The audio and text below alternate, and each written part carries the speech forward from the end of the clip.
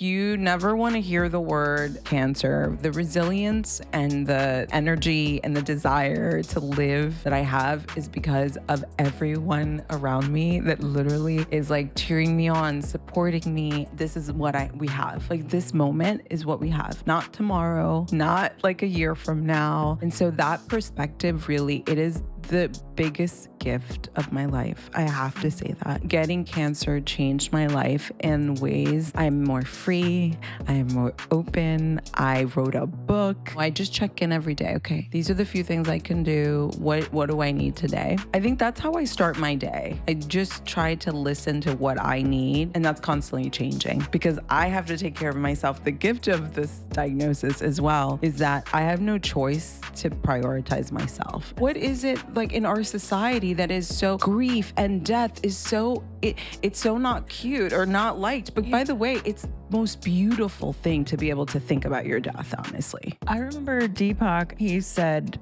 that once you realize and accept that you're going to die, you then live. Yes. The big silence, empowering personal experiences, inspiring compassion, and healing lives. We are no longer silent. We are here. The big silence. The big silence. Darlene Cordero. Hi, Karena. How are you, my love? Oh, and we have a little guest. Don't lick the mic. Again, we're recording in the mobile podcast in Los Angeles. So we have a little Cujo here. Again. So if you hear panting in the background, yeah. you know, you always need your PSA. That's my buddy. We've done Maine together. We've taken Maine over, Palm Springs. Oh, no, wait. And Austin. Yes. So I already introduced Darlene, my friend of many years. Yeah. Who we met through Tanya. Yes. Tanya O'Connor and Chopra. You have a quote on the back of my book, The Big Silence Memoir. You're the Director of Talent Outreach at Chopra Global, and you have since gone on your own as the entrepreneur that you are. And Darlene now has the Healer's Playbook, which you put a lot of love into. And you are healing. And that's what we really want to talk about today is your process of being a healer, healing yourself, and why you want others, what the knowledge that you can give others. Yeah. Well, I just want to say, when you asked, when I made a quote for your book, it was like one of those big moments in my life and my career. It was the first time anyone had ever asked me. And I was like, what? My name is going to be on a book. And also those are the little things that we like, the little crumbles, the little moments in our lives that happen that you're like, you start believing and thinking about what you want to do and what you want to create. And your entrepreneurship, your leadership, your just authenticity of how you serve and you give support to everyone around you and the collective inspired me to be like, oh, I can do that. I have representation. I know I have examples of people that do that. So I just wanted to say that officially. And so, the book, The Healer's Playbook, I launched it on my birthday. It was my gift to myself. And I think that when we think about the word healer, we think about other people. We think about people that we go to, which is part of the process, right? We were so gifted that we live in this time that we have that access. Everyone knows an acupuncturist or a massage therapist that they go to now, which is great that it's a common thing that is normalized more than ever. So we're really lucky. But there's something that is missing in that piece is that we are our own healers. I agree with that. Yeah. And even though we're looked at, myself, you, so many people, even on stage at the conference that we were just at, everyone is looked up to like they have it all done. That's they what they healed. think. But we actually are all healing each other with our relationships, our conversations, our support. And healing is... It's not linear, No. Grief is not. No. No, it's not. And that's the part that my work at Chopra really brought me here. I talk a lot about that in the book where, we were constantly on this, oh, what's next? Or am I there yet? Or where am I going? Right? What's my mission? What am I here to do? And when I look back and I go into detail of like what led me to end up working at Chopra, which everyone always asks that question, was like, how did you get that job? I'm like, I really didn't really apply to it. Mhm. It kind of presented itself, right? Yeah. And when you look back at your life, we all have that. All of us. We all have these moments that you go, oh, I made that decision. And from that decision, this came, and then that happened. And when you start putting all the dots together, you see that it's all divine. It's all, and sometimes it's doesn't feel so divine. It Mhm. feels painful and sad and hard. Yep. But when you look back, you're like, oh, it was supposed to be that way. But would you say that's a form of confidence? Like to Yeah. take the risk? Yeah. Oh my God. I think the confidence to say I'm gonna do it is it. You have to be a little delusional, and I think people Delusional in a good way. Delulu. No, Delulu. Like you Okay. have to be a little Delulu. Okay. Because you're doing something you've never done before, right? Yeah. You're putting yourself out there to experience and kind of feel like you have no grounding, which Mhm. feels really uneasy. And Mhm. if you've worked a corporate job your entire life, I started in banking on Park Avenue at like a very young age. And think about like type A corporate environment. Like if I could show you the outfits that I wore to, Oh, it's like Brooks Brothers and J. Crew. Oh, Like, wow. and then all of those environments are not conducive to you thinking independently, thinking entrepreneurially. There's kind of rules and set. And when you're an entrepreneur or you set yourself up to do other things like this, writing a book, saying, hey, I'm my own healer, or whatever it is, these individual thoughts, it's not usually what's done in these spaces. Okay, so I know you from Chopra Yeah. Global, Yeah. Deepak Chopra, everyone. So I didn't take me back to your corporate world because I Yeah. think it's so interesting because a lot of people are afraid of change. Yeah. And I mentioned the word confidence, and I think Yeah. confidence Yeah. is really just the ability to take a chance and keep trying. Mhm. And even if you mess up, like that's Yeah. confidence. Yeah. But I want to know more about corporate world and then now entrepreneur. Yeah. Yeah. I don't think we've really ever Yeah, talked about yeah. that. We've talked about a lot of And things without that. I've known Darlene for Maybe 4 or 5 years. Yeah. And so, yeah, we really haven't talked about that. But I think that that space, and I got married very young. Yes. I was 18. And I had my son at 20. And so I had responsibilities. I had things, and there's probably a lot of people listening that and a part of your community that don't have a linear path, that they kind of do things a little bit different, or don't have the same set of circumstances of family, or like where you grew up, or what the customs are. And in my culture, we get married young. I'm Dominican from New York. And even though, I'm of a certain age, culturally, it was part of my mom's, like, you leave the house when you get married. So then I got married, and then I had my son. And with that, those responsibilities created this sense of like not necessarily thinking independently, or the entrepreneurship was like the last thing. So I went and I got the job. Got I it. work, right? You go and you do the thing you're supposed to do and be responsible. And we are all told that, from our parents and our structures, and, if it be a church or religion and our environment. And I loved it because I'm a Virgo and I love structure in many ways, Are you a Virgo? Des is in the back. Oh, I'm a first. Yeah, Des is in September the 1st. background. Oh my God, Saying, girl, yeah, this is why I Virgo. love you. Oh my God, yeah. And so Virgos rock, okay? Virgos rock. So do And- Aries. Yeah. It's like the structure of all Yeah. that. And so I think that I really loved that environment because it created security and stability. And then when my son was old enough, I was still in corporate. I stayed like over a decade at this one job in private equity, and I did events and I worked with very high net worth. All of the the board dinners, and there was a lot going on, and specifically in healthcare, which is interesting that I ended up working in wellness.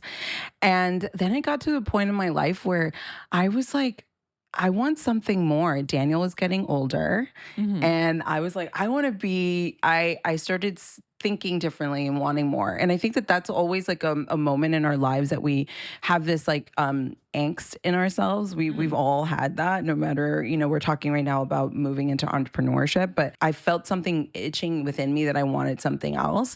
And then I ended up working at Univision through a mutual friend. They had a job that was posted for their events department. So doing 150 events we were doing a year. A year. Oh my God, I'm trying to do one event. Yeah, and yeah, it's yeah. like No, we were a team of 6 or 7, and we killed it. Like, we were constantly on the road, from the board meetings with like Haim Saban and the top media people in the world, to then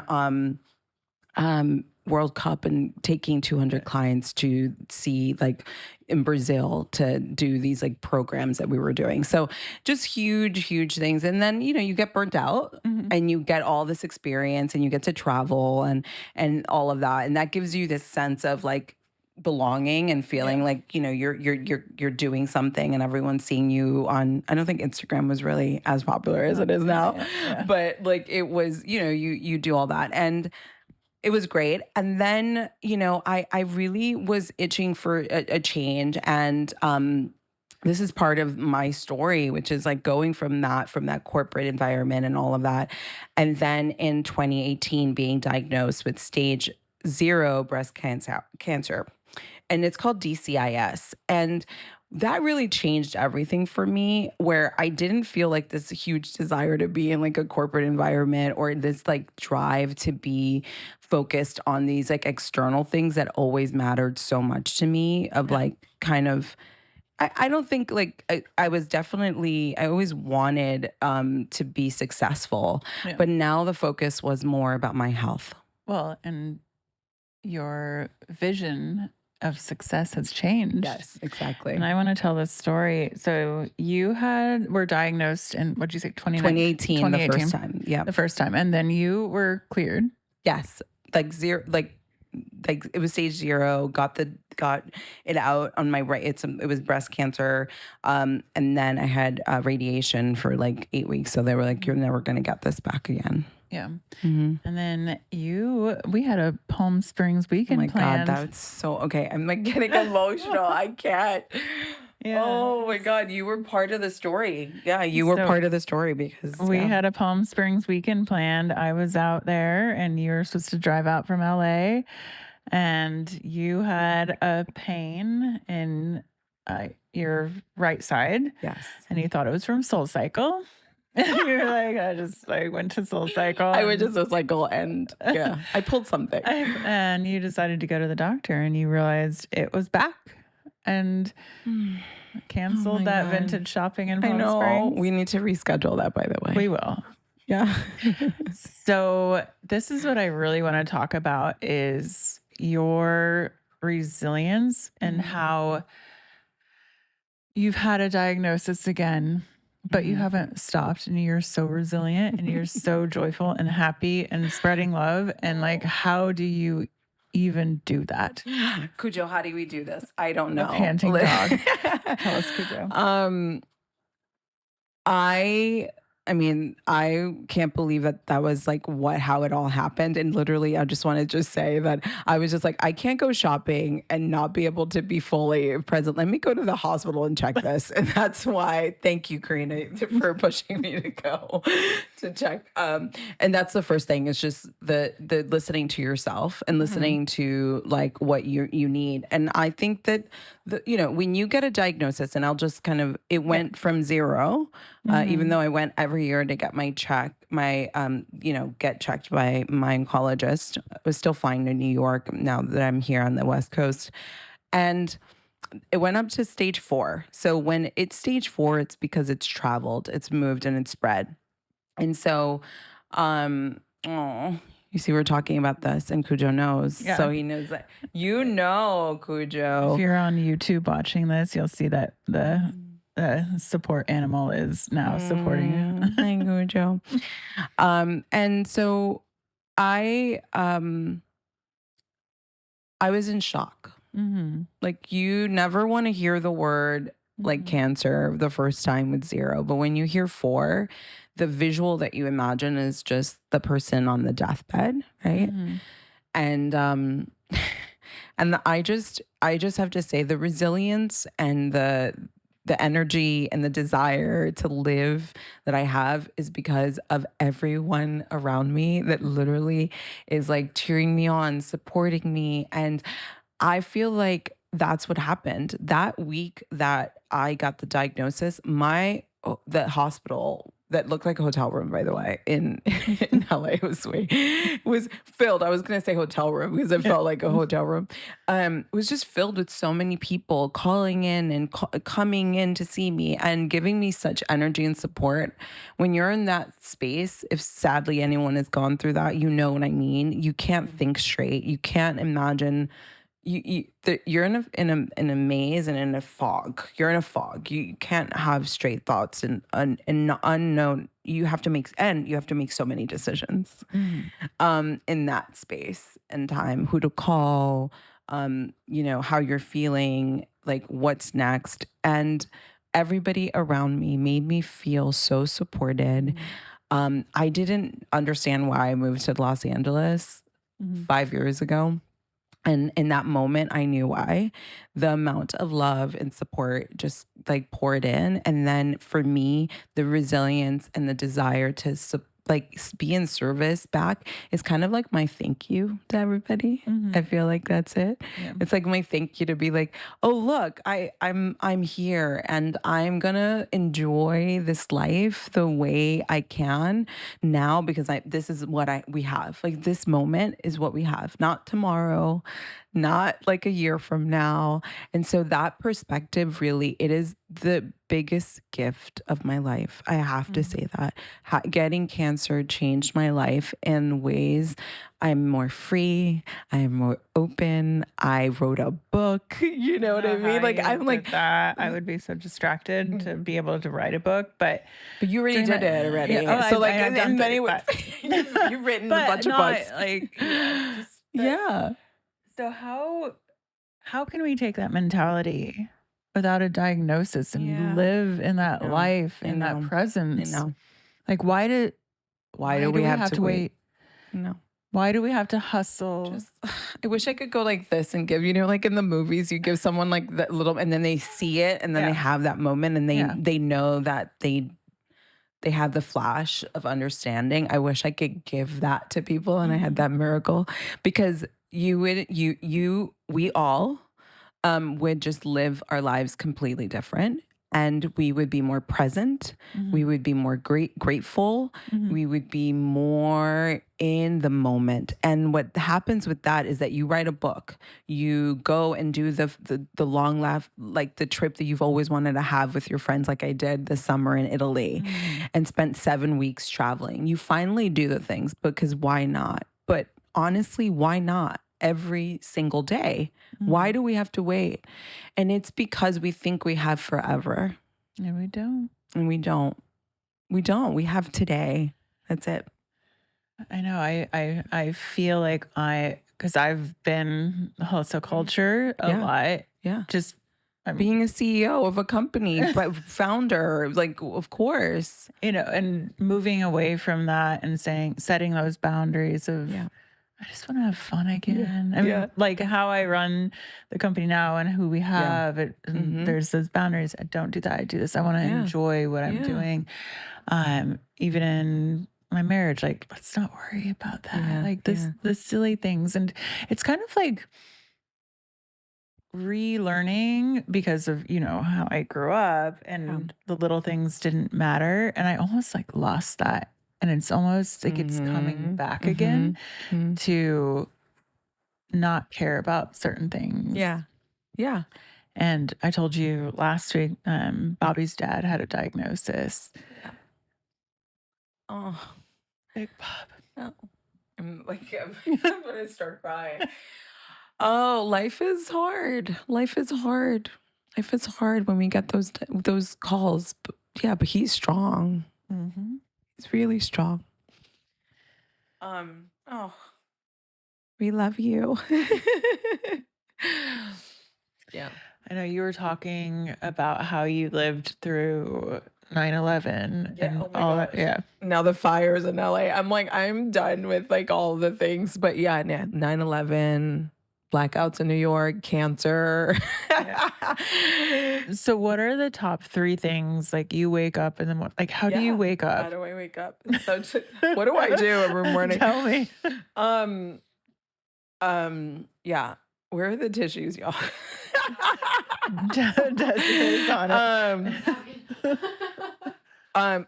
Do you mind if you could get me the chai too? Because I need some. Okay, thank you. You guys can share one quarter each. Hold on. Thank you. Oh my god, I love you. Sorry, love. I'm stealing. Okay. I'm crying over here too. And then you can keep all this in the podcast. We don't have to edit it out. It's his life. This is real. Yeah.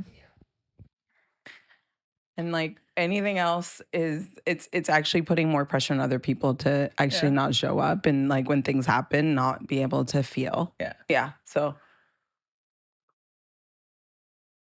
right, Cujo. All right. Oh, that's good. Thank you. In the mornings, I think the biggest and I was doing this before, but even more so now. Gratitude, the practice of gratitude. People think it's like so simple and it sounds really like, oh, I'm grateful, right? Mm-hmm. But when you intentionally wake up and you're like, thank you for another day of life, like you open up your eyes. Like that is the biggest miracle that we have every single day and we take it for granted. And I think that's it. It's like we take it for granted such as like those little moments to be able to see you. And like, I saw you yesterday it's been like maybe a year since I saw you. Like I was so, and you hug people like with much more intention, right? Yeah. So my practice of gratitude has been a huge thing. Jay Shetty has posted some videos. You also worked with Jay Shetty. Oh yeah, and I worked with Jay Shetty's life coaching school and the team there. But what I love of one of the practices that he shares is this gratitude jar. And so in the beginning of the year, every week, I have my designated Sundays. I feel like Sundays always feel so divine. And I put Today is a Sunday. Today's a Sunday. I love Sundays. They're my fave.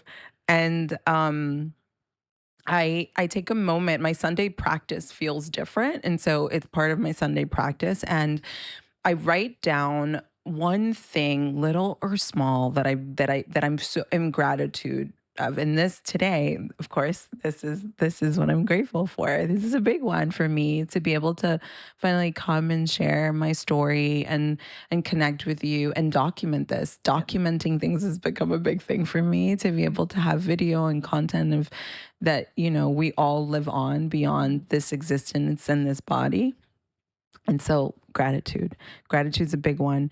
And then, I'm in the constant practice of figuring out what I need every day. One of the biggest things that I've learned, I have an amazing human design practitioner that I work with. And I remember last year, I've seen her now twice. And one of the things last year she helped me with was understanding that I don't need, because of my specific human design. What are you? A 4/6 manifesting generator. Okay. What's the one? I'm a projector. A projector. The 1%. Yeah. No, you feel that way. Yeah, totally. Yeah. And as that, sorry.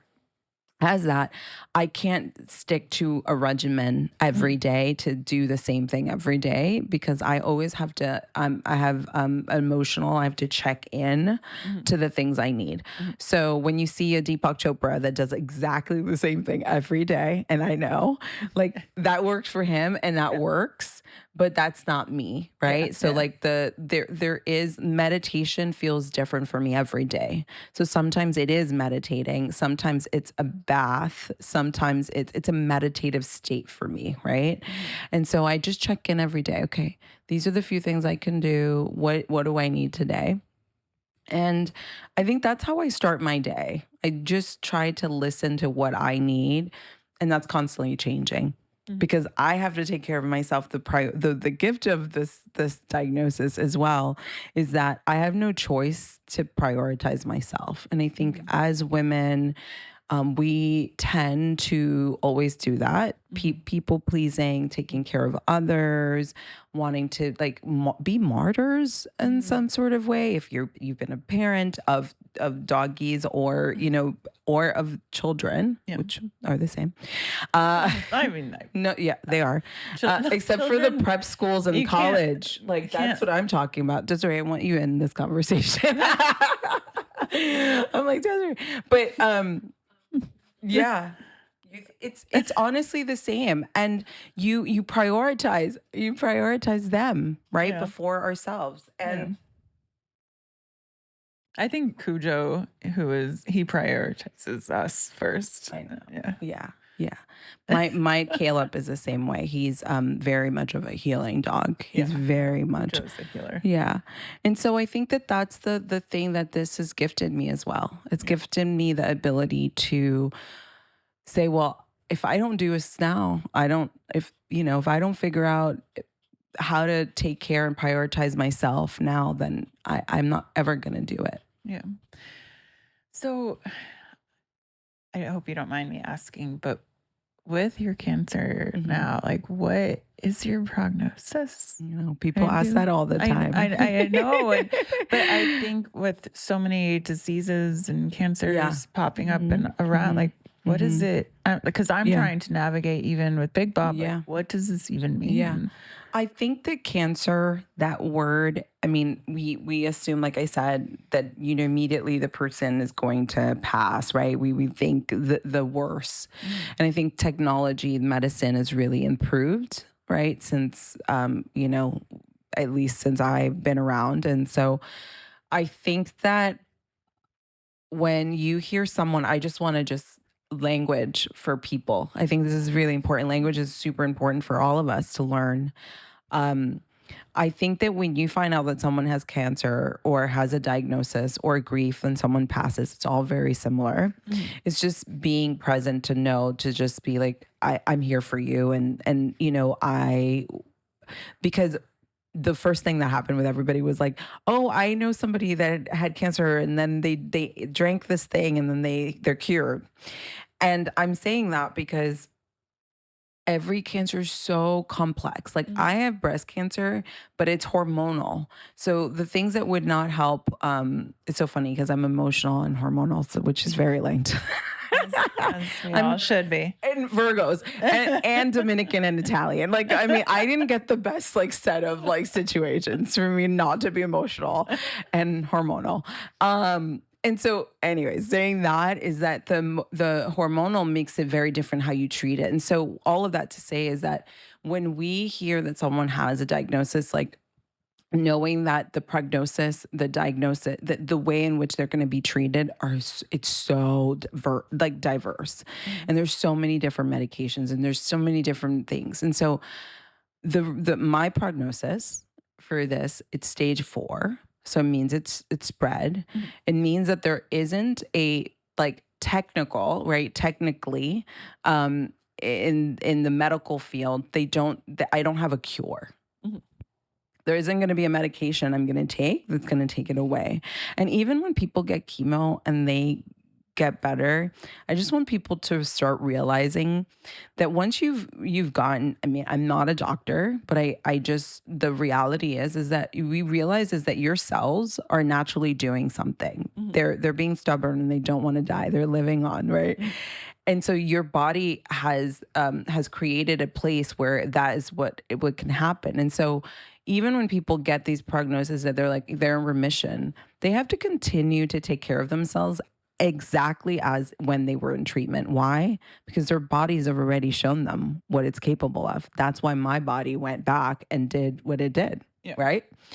And so what I am trying to do every day, and what with like my naturopath and my alternative oncologist, my oncologist, I have a lot of people on the team, is that we're trying to get my body not to be a place where the it can grow and continue to exist. And I use both. I use Western medicine and Eastern medicine. Mhm. That's and I think everybody has a different way to work, and it's Yeah. their decisions to make. Yeah.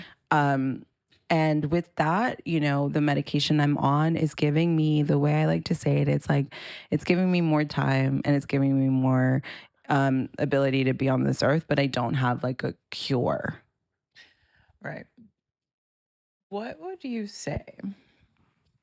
You say, I feel mental health, physical health, people around you, a lot of people don't know how to react. Mm-hmm. What would you Mm. say the best advice is? Friends, loved ones Yeah. who are hey, I have cancer. I have that. Like, Yeah. what did you need more that you didn't get? Or how do people support you? I feel like I got everything I needed. Well, Oh, that's because you're an incredible human. And I got it, that and more. I Yeah. got things I never expected and do. So thank you. But I'm a reflection. I believe I'm a reflection of the people around me. yeah, I got everything I needed. just love. Love. I think that support, literally, my friends created a GoFundMe. I didn't really, and I'll say this again because it did bother me. It's hard. It's hard when you're there and you are getting all of this unsolicited advice. Yeah, It's really hard, people. Please don't do that. that's what I'm. Please was don't do kind it. of Please do not do it. putting out there. Yeah, I'm just gonna just I'll be don't. like, no, thank you. No, thank you.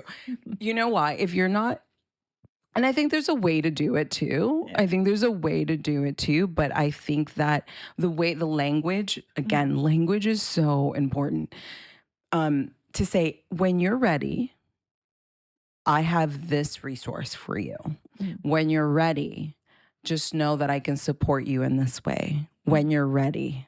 I think that is huge, because when you are on that bed and you have no idea what's next, and you're in the hospital, or when you get back home and you're on all these meds and they have you on morphine and every kind of thing, because your body is breaking down, because that's what's happening. What you need is someone to say, hey, I'm going to be there Mhm. when you need me. So my friends brought me meals. My friends came and helped me around the house. One other person helped me organize my paperwork to get my will organized, that I didn't have my will organized. And I know but the reality is, like, why are we not creating a culture that we show people that creating a will is not because you think you're gonna, by the way, we're all going to die. Like, what We laugh at that, but it's like, the truth. but no, but Death and why? taxes. But why do we think that we're gonna, like, Yeah. what is it like in our society that is so, grief and death is so, it's so not cute or not liked. But by the way, it's the most beautiful thing to be able to think about your death, honestly. I know it remember sounds weird. Deepak at a retreat in Hawaii. He said that, I'm not quoting this verbatim, but he says, like, once you realize and accept that you're going Yes. to die, you then live. Yes. I think that's exactly what he said. I've heard him many times. Yes. And I don't mean to be morbid on this and No, podcast, but no, this is the I truth. think Like, it is. hey, I think when we think, I actually, this podcast is all about, the silence. mhm. This is a silence too. Silence of not speaking of our immortality, like the fact that that we're not immortal, and that we are mortals. That's what I was trying to say. And that we are not going to be. And so that's a big taboo. And I think it's important for us to talk about it and create spaces where we can, as friends and as a community, say, hey, do you have your will in order?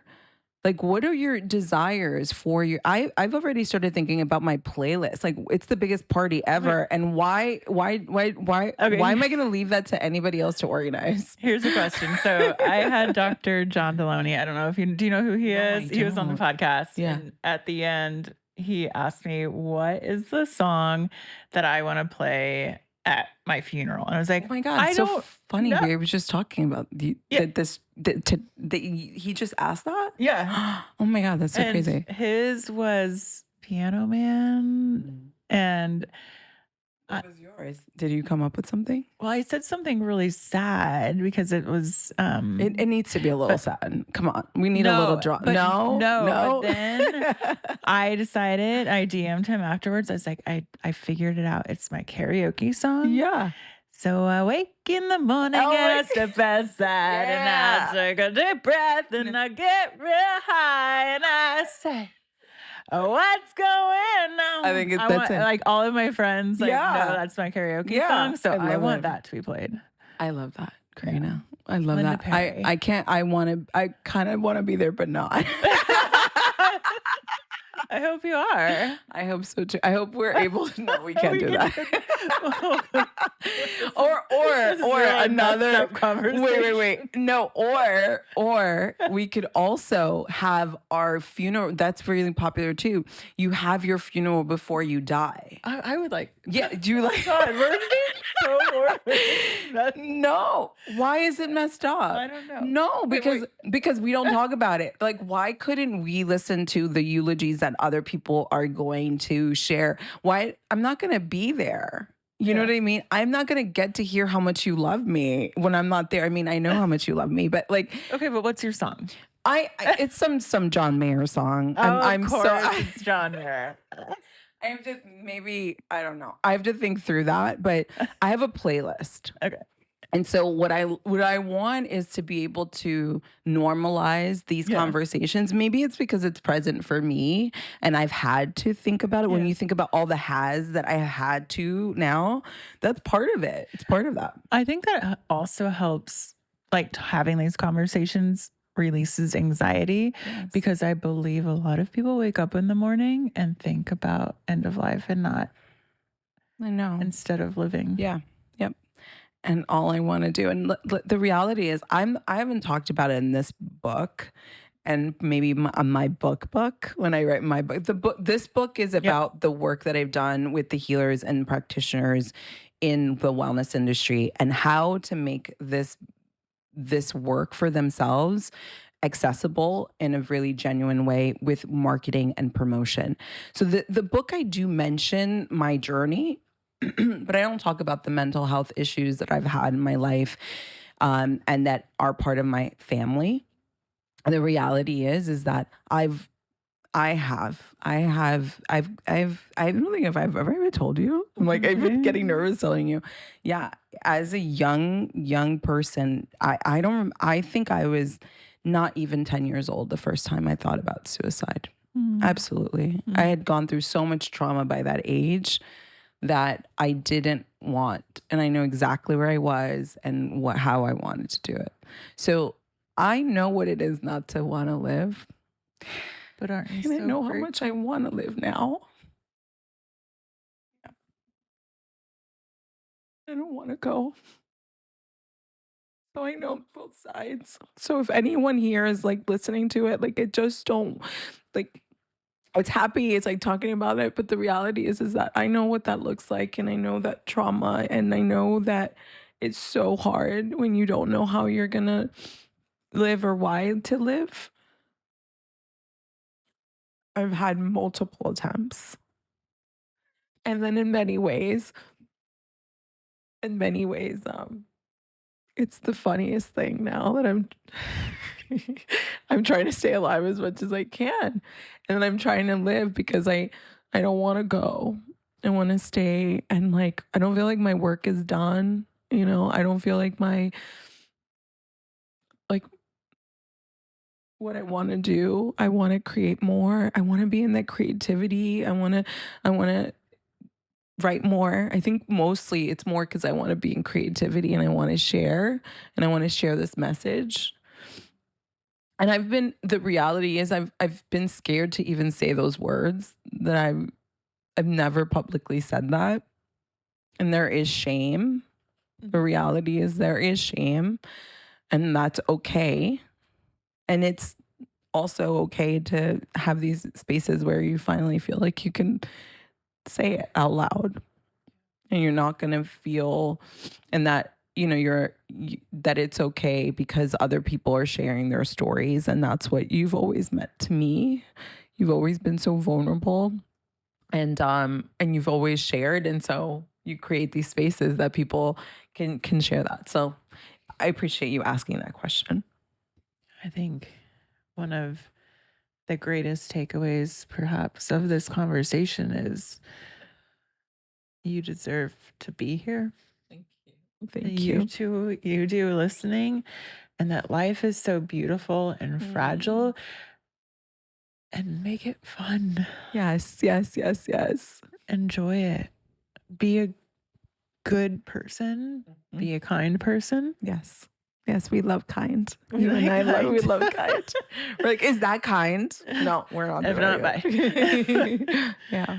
Well, Yeah. Darlene, thank you for sitting here, Thank you. shedding some tears. I love crying. Yes, crying is good. It's an emotion. It's something we there's joy. There is so much joy. Like I feel joy right now. Yeah. I feel joy, and I feel this sadness of the pieces of me that have experienced all these things, and now I'm on the other side of that, and I just want everybody to know that there is another side.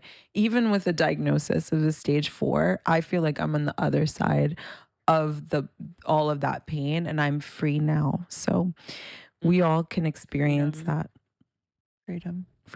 freedom. Yeah. It's my word for 2025.